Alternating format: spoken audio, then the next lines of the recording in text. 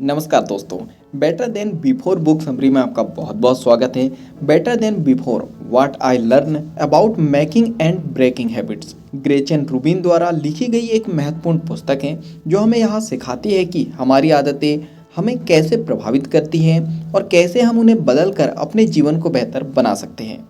इस किताब में ग्रेचन रूबिन बताती है कि हर व्यक्ति अलग होता है, इसलिए आदतें बनाने और तोड़ने का तरीका भी सभी के लिए अलग अलग होता है। उन्होंने विभिन्न प्रकार के व्यक्तित्वों का विश्लेषण किया और यहाँ बताया कि हम अपने व्यक्तित्व के आधार पर सही रणनीति अपनाकर सफलतापूर्वक अच्छी आदतें बना सकते हैं और बुरी आदतों को छोड़ सकते हैं। अध्याय 1, आदतें क्यों महत्वपूर्ण हैं। Why do habits matter.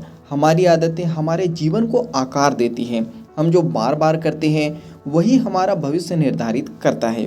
यदि हम अच्छी आदतें अपनाते हैं तो हमारा जीवन बेहतर होता है, लेकिन यदि हम बुरी आदतें अपनाते हैं तो वे हमें असफलता की ओर ले जाती हैं। हमारी इच्छा शक्ति सीमित होती है, इसलिए अच्छी आदतें विकसित करना जरूरी है ताकि हम बिना ज़्यादा सोच विचार के सही काम कर सकें। अध्याय 2, 4 आदत निर्माण व्यक्तित्व the 4 tendency of habit formation. Gretchen Rubin ने 4 अलग अलग प्रकार के व्यक्तित्वों की पहचान की जो यह निर्धारित करते हैं कि कोई व्यक्ति नई आदतों को कैसे अपनाता है।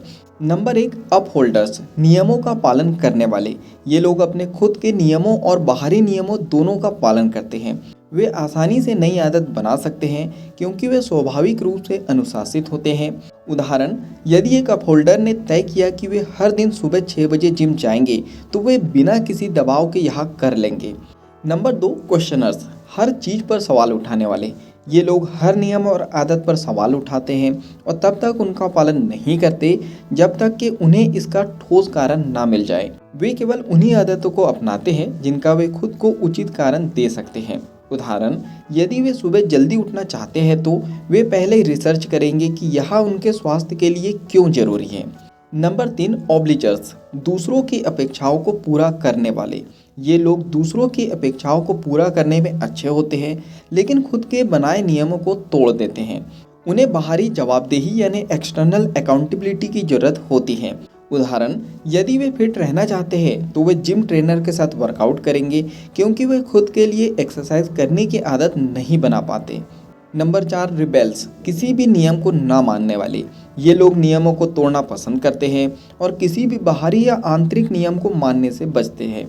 उनके लिए आदतें बनाना मुश्किल हो सकता है, लेकिन यदि उन्हें स्वतंत्रता का एहसास कराया जाए तो वे खुद के बनाए नियमों का पालन कर सकते हैं।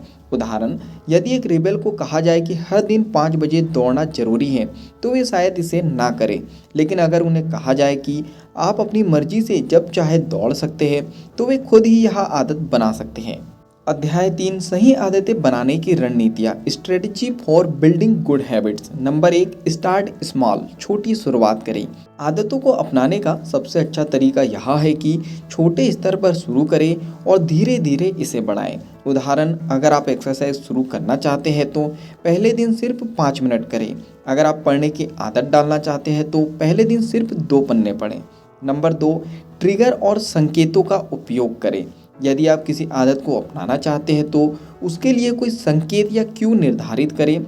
उदाहरण, अगर आप सुबह योग करना चाहते हैं तो अपने योग मैट को रात में ही बाहर रख दें। अगर आप रोज पानी पीने की आदत डालना चाहते हैं तो अपनी बोतल को अपने डेस्क पर रखें।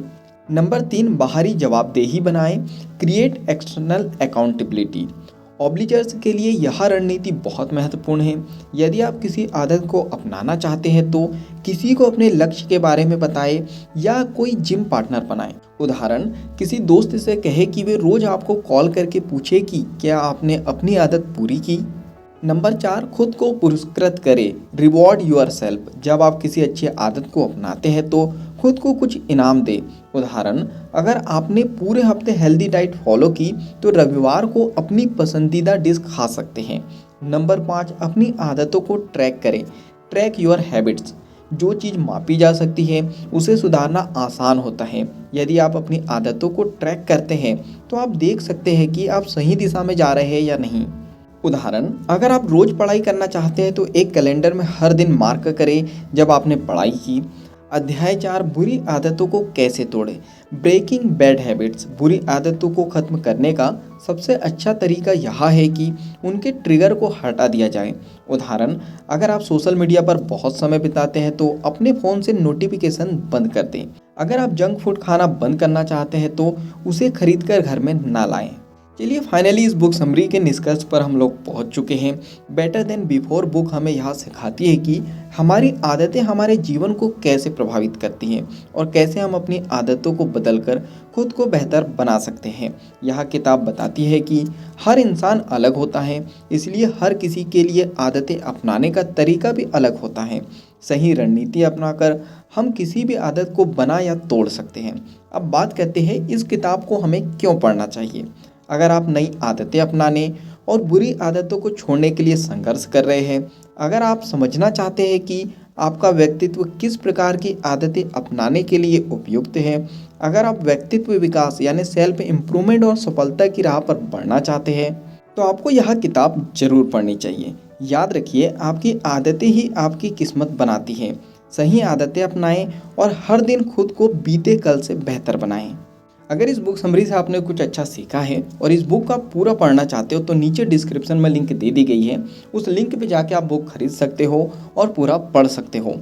अगर इस बुक समरी में आपको कुछ पसंद आया हो तो आप वीडियो को लाइक कर सकते हो, कमेंट्स करके बता सकते हो कि इस बुक समरी में आपको क्या पसंद आया और आगे क्या आप सीखना चाहते हो। इस बुक समरी को आप ज़्यादा से ज़्यादा लोगों तक के शेयर भी कर सकते हो, क्योंकि जब हम दूसरों की हेल्प करते हैं तो ये नेचर हमारी हेल्प करता है। अगर आप चाहते हो कि ऐसी ही वैल्यूबल बुक समरी आपको रेगुलर मिलते रहे तो जल्दी से आपको चैनल को सब्सक्राइब कर लेना है, बेल आइकन को दबा देना है, ताकि जब भी ऐसी वैल्यूबल बुक समरी आए उसकी नोटिफिकेशन आपको टाइम से मिल जाए। बाकी हम लोग मिलेंगे नेक्स्ट बुक समरी में, इसी तरह हंसते हुए, मुस्कुराते हुए, लाइफ में आगे बढ़ते हुए और कुछ नया नया सीखते हुए। जब तक के लिए thank you so much, bye bye and go for success.